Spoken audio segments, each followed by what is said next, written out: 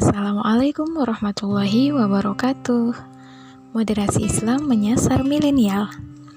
Moderasi agama adalah racun produk barat yang sengaja diekspor ke negeri-negeri muslim, termasuk Indonesia, sebagai bagian dari strategi Amerika Serikat untuk memenangkan pertarungan ideologi politik antara Islam dan kapitalisme. Dan akhir-akhir ini, moderasi agama semakin masif diopinikan di Indonesia, sering dengan derasnya arus Islam politik dengan gagasan khilafah sebagai solusi atas berbagai problem negeri ini. Dakwah Islam yang dilakukan telah berhasil membuka mata umat bahwa krisis multidimensi yang terjadi adalah akibat dari sistem rusak yang diterapkan, yakni sistem sekuler kapitalis yang menuhankan kebebasan, yang melahirkan berbagai aturan hidup yang memicu krisis di berbagai bidang. Wajar jika kemudian rezim atau agen barat penjaga sistem sekuler kapitalis ini tidak terima, sehingga moderasi agama digerakkan untuk memisahkan umat dari pemahaman Islam kafah, ide khilafah, dan pengusungnya. Kaum muda dibidik karena mereka adalah salah satu mitra strategis pelanjut estafet negeri ini dalam penguatan moderasi beragama. Pengarus utamaan gagasan Islam moderat di kalangan milenial ini sejalan dengan klaim bahwa terorisme dan radikalisme kian memapar entitas potensial ini. Khusus kasus yang menimpa Laskar FPI, penangkapan besar-besaran teroris milenial di daerah Lampung, serta temuan video pelatihan militer pemuda Jamaah Islamiyah yang terjadi baru-baru ini. Dengan upaya moderasi agama ini, diharapkan nuansa keberagaman kaum milenial bisa lebih ramah, santun, dan toleran, serta mengedepankan kedamaian, bukan kebencian, hoaks, atau tindakan kekerasan yang mengatasnamakan agama. Rejim penguasa bahkan juga berusaha menghapus ingatan umat, terutama kalangan milenial hari ini, dari semua narasi yang mengandung gagasan ataupun yang sekedar mengandung diksi khilafah dengan menghilangkannya dari kurikulum agama dan pelajaran sejarah. Lebih ironisnya lagi, keseriusan pemerintah melawan dakwah khilafah yang distigma sebagai paham radikal ini ternyata tidak diikuti dengan kesungguhan mereka dalam menyelesaikan berbagai persoalan umat yang terus bermunculan, termasuk menyangkut kondisi milenial yang potretnya kian tanpa buram. Siapapun tahu kalangan milenial hari ini mulai tergerus arus derasnya liberalisasi dan sekulerisasi yang mengikis jati diri mereka, hingga berbagai perilaku rusak dan menyimpang seolah begitu lekat dengan kehidupan sebagian besar milenial. Free sex, penyimpangan seksual, narkoba, tawuran, kriminalitas remaja, hedonisme, hidup konsumtif menjadi hal lazim di kalangan milenial dan mengancam masa depan mereka.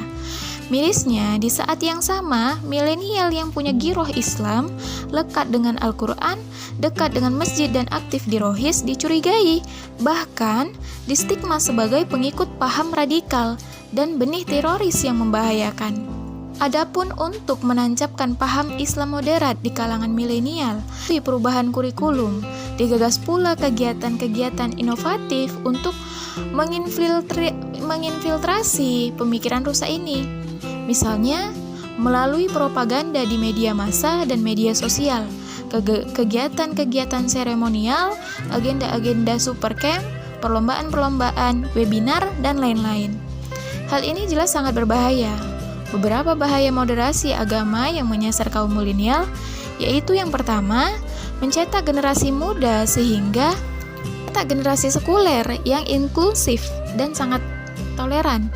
Mereka akan menolak pemberlakuan syariat secara totalitas, membiarkan penyimpangan akidah maupun syariat, tidak mendiskriminasi pelaku maksiat, dan menganggap Islam tak beda dengan aturan lain.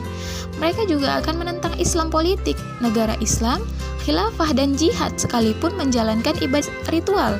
seperti sholat, puasa, dan zakat, serta menghiasi diri dengan berbagai sifat akhlak mulia seperti dermawan, baik hati, dan jujur, atau sebagainya. Yang kedua, menyesatkan generasi muda sehingga menganggap moderasi Islam adalah bagian dari ajaran Islam.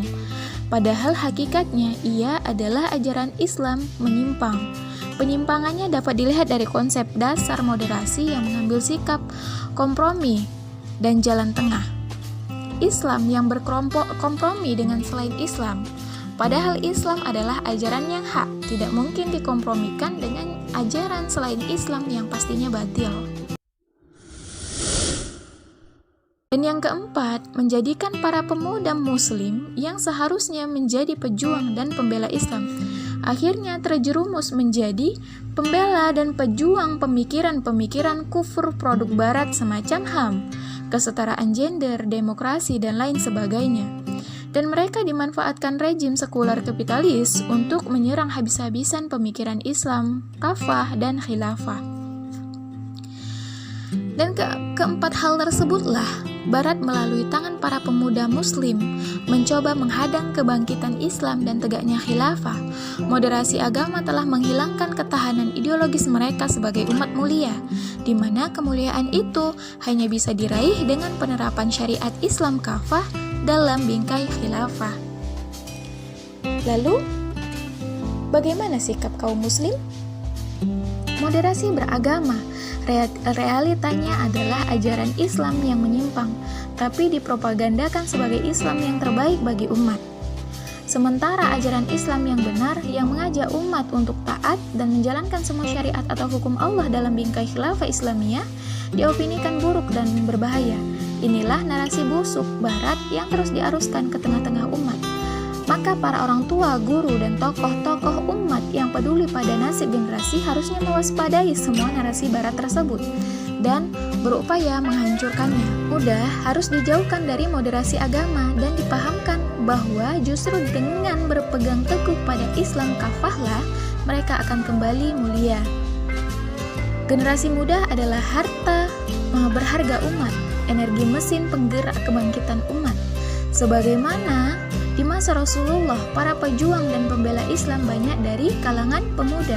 Sejarah emas Islam mencatat kejayaan Islam banyak digerakkan oleh barisan kaum muda.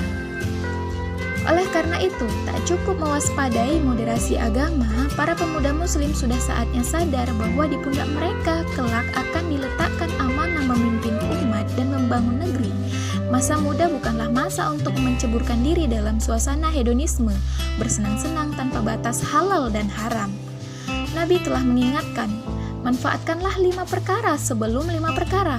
Masa mudamu sebelum masa tuamu, sehatmu sebelum sakitmu, keadaan kayamu sebelum miskinmu, waktu luangmu sebelum saat sibukmu, dan saat hidupmu sebelum datang kematianmu. Hadis riwayat Al-Baihaqi. Untuk itu, para pemuda harus melakukan sejumlah hal. Yang pertama, pujangkan keimanan bahwa Islam adalah agama yang paripurna, mengatur urusan dunia dan akhirat. Bukan sekedar spiritual, tak ada agama, serta sistem kehidupan terbaik kecuali hanya Islam. Kedua, kaji Islam sebagai ideologi, bukan sekedar ilmu pengetahuan. Mereka wajib terikat dengan syariat Islam. Dengan terikat pada syariat Islam, pemuda muslim akan milenial menilai baik buruk berdasarkan ajaran Islam. Ketiga, senantiasa memiliki sikap berpihak pada Islam, bukan netral apalagi oportunis demi mencari keuntungan duniawi. Yang keempat, terlibat dalam dakwah Islam demi tegaknya syariah dan khilafah. Sungguh kemuliaan Islam hanya bisa tampak bila umat, khususnya kaum muda, senantiasa berdakwah untuk menegakkan Islam kafah. Demikian, Assalamualaikum warahmatullahi wabarakatuh.